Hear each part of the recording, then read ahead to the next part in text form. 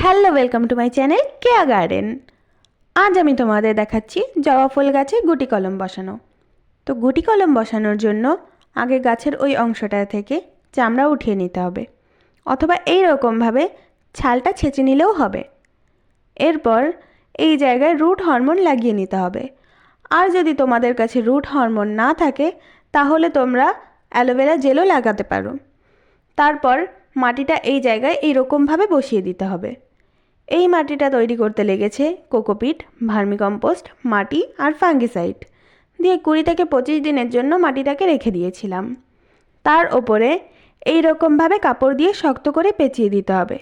তোমরা চাইলে প্লাস্টিক দিয়েও পেঁচিয়ে দিতে পারো, কিন্তু আমি প্লাস্টিকটা ট্রাই করেছিলাম, আমি খুব একটা উপকার পাইনি, তাই আমি কাপড় দিয়েই পেঁচিয়ে দিই। আর এই গুটি কলমটাকে দিনে 2বার জল দিতে হবে, মানে এটাকে ভিজিয়ে রাখতে হবে। আর এটাকে 30 দিনের জন্য এই রকমভাবে রাখতে হবে। আমি 6টা গুটি কলম বসিয়েছি। 30 দিনের পরে গুটি কলমের কী অবস্থা সেটা আমি তোমাদের দেখিয়ে দেব পরের পার্টে। পরের ভিডিও কিসের ওপর লাগবে সেটা কমেন্ট করে বলো। লাইক ও সাবস্ক্রাইব করে জুড়ে থাকো আমার এবং আমার চ্যানেল কেয়া গার্ডেনের সাথে। দেখা হবে নেক্সট ভিডিওতে। Bye bye guys.